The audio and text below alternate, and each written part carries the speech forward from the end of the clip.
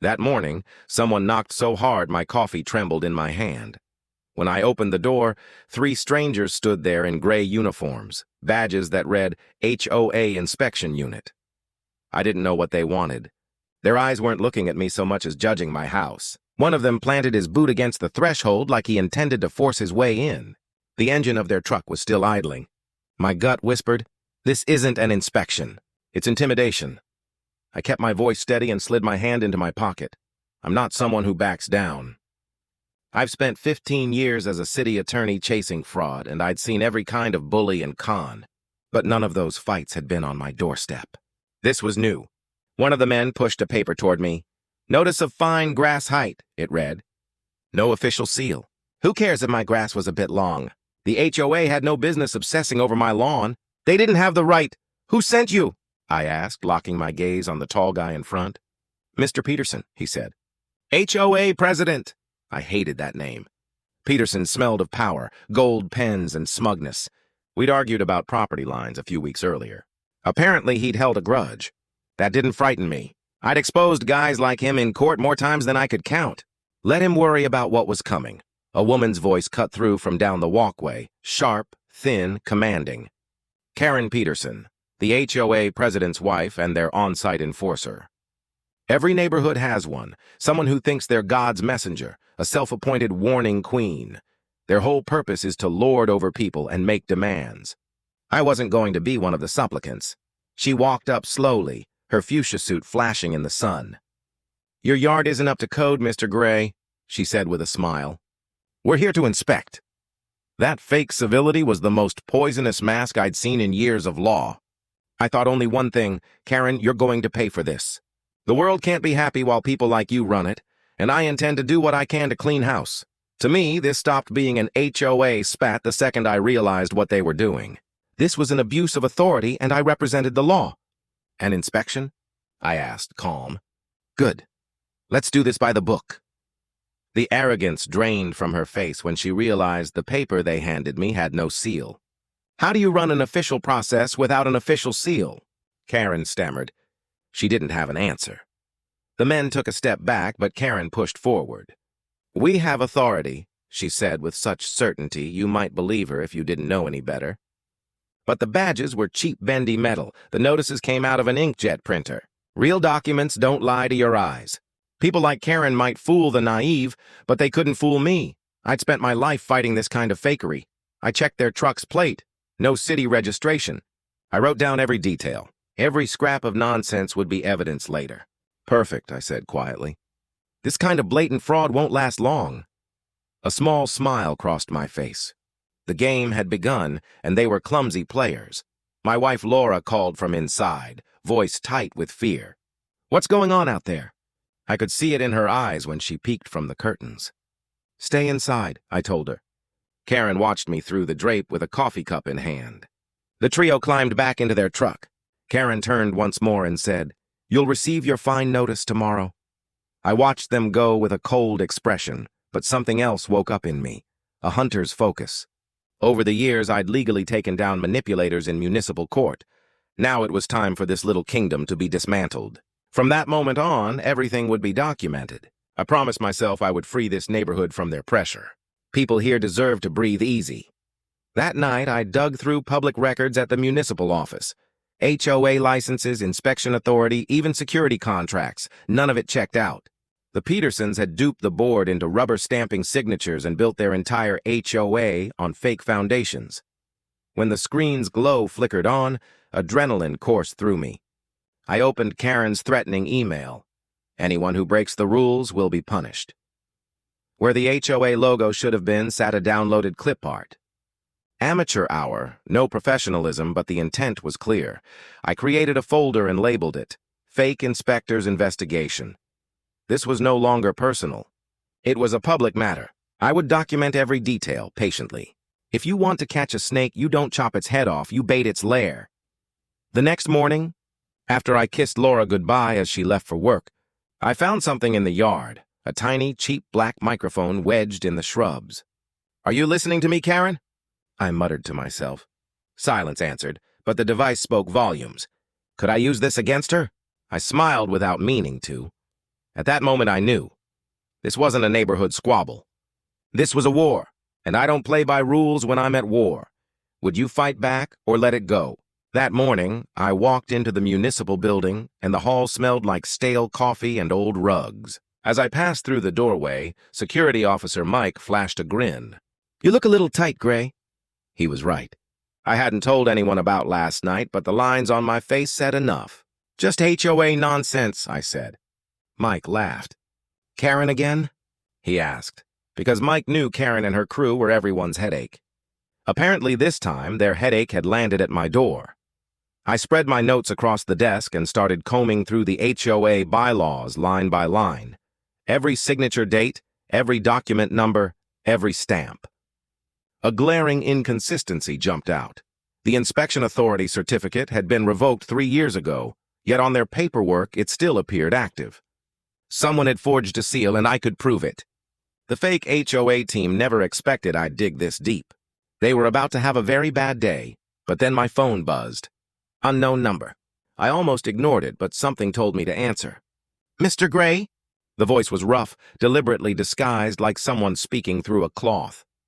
"You've been asking a lot of questions at City Hall." My grip tightened on the phone. "Who is this?" "Someone who's watching you. That's all you need to know." A pause, then. "You should stop digging, for your family's sake." The line went dead before I could respond. My chest tightened. They knew I was investigating. They knew where to find me. And they just mentioned Laura. I immediately called her. She answered on the third ring, breathless. "Mark, what's wrong?" "Where are you right now?" I tried to keep my voice steady. "At the grocery store, why?" She sounded confused, maybe a little scared by my tone. "Just stay in public places today. Don't go home alone. I'll explain tonight." I hung up before she could ask more questions. My hands were shaking, not from fear but from rage. These people had just crossed a line they couldn't uncross. I grabbed my jacket and headed to the parking lot, my mind racing through possibilities. Who had called? Karen? Peterson? Someone they'd hired? As I approached my car, something looked wrong. The front tire sat completely flat against the pavement. Not just flat, deliberately slashed. The cut was clean, purposeful, and tucked under the wiper blade was a piece of paper, the ink already bleeding in the light drizzle that had started. "Final warning," it read in shaky, angry handwriting, not Karen's neat, controlled script. This was someone else. Someone losing control. I looked around the parking lot, cameras pointed at every corner. Good. Let them think I'm scared. Let them think they're winning. I pulled out my phone and photographed everything. The tire, the note, even the pattern of the slash. Every piece of evidence mattered now. Back inside, I found Mike at his station. "Someone slashed my tire," I said quietly. His smile vanished. "You're kidding?" I wish I was. "And I got a phone call threatening my wife."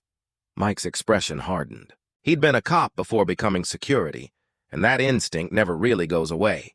"Mark, this stopped being a neighborhood dispute. You need to file a police report now." "I know," I said. "I'm calling Detective Jim." 20 minutes later, Jim arrived, his face grim.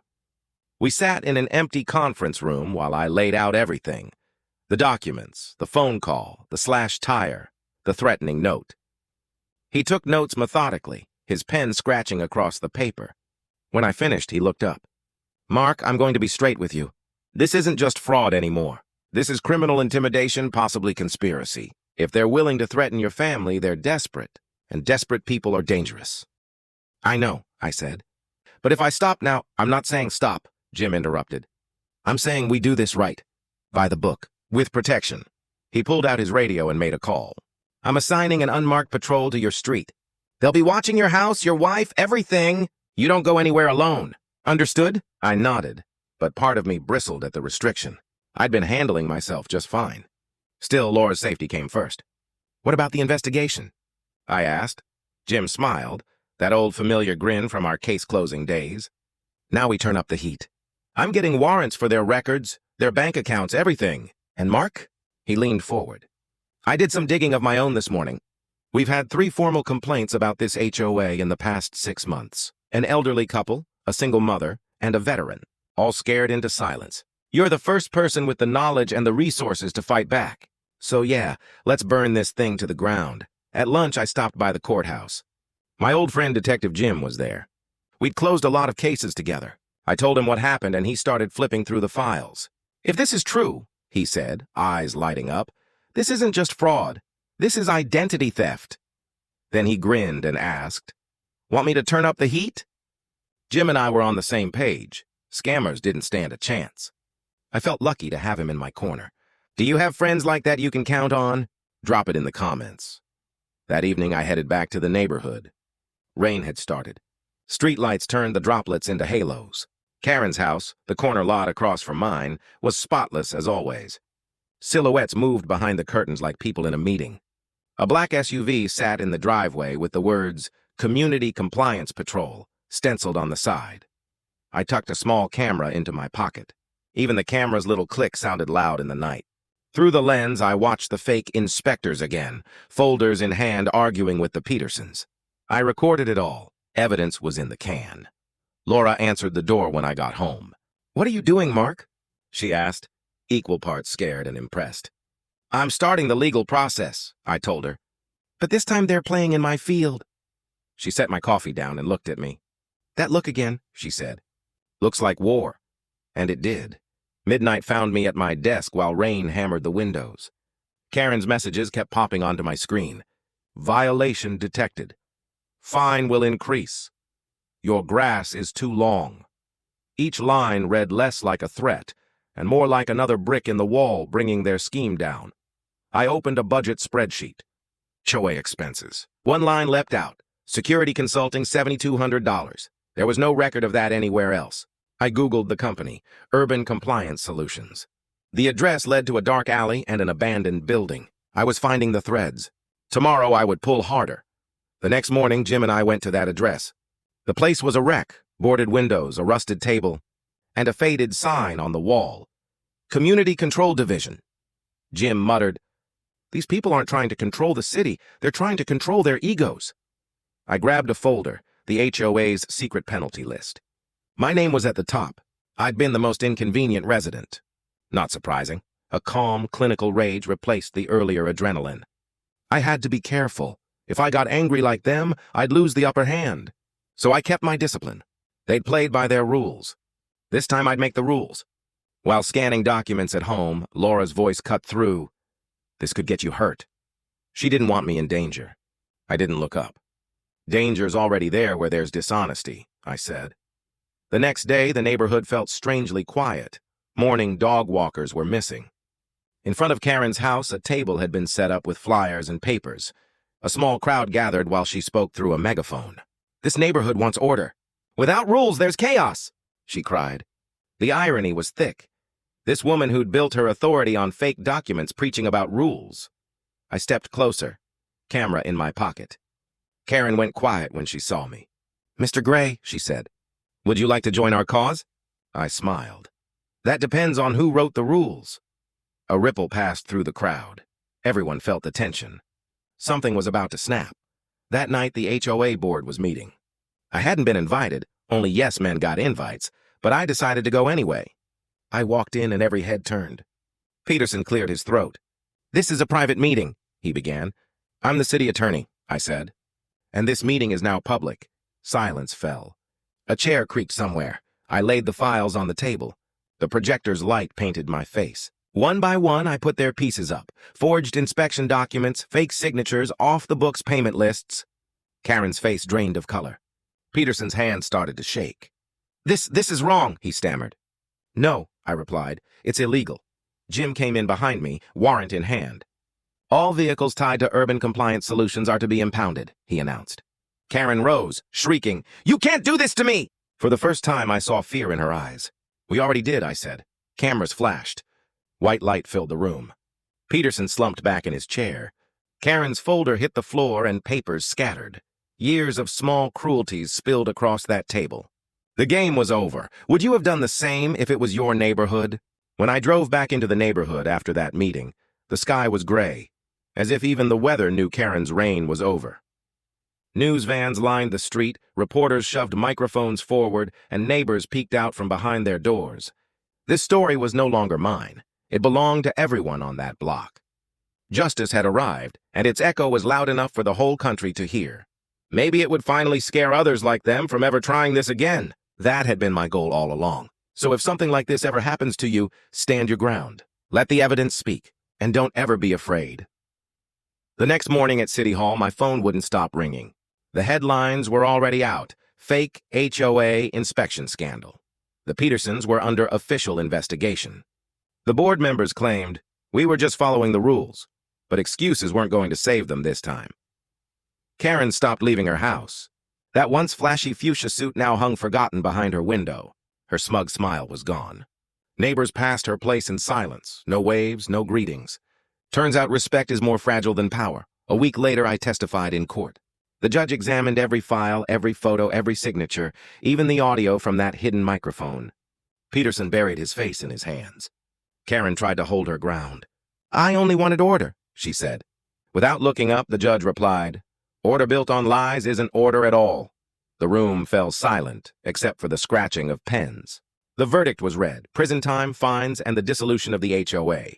Karen's eyes met mine, empty, not angry. The woman who once threatened me was now crushed beneath her own signature. When I stepped outside, a light rain began to fall.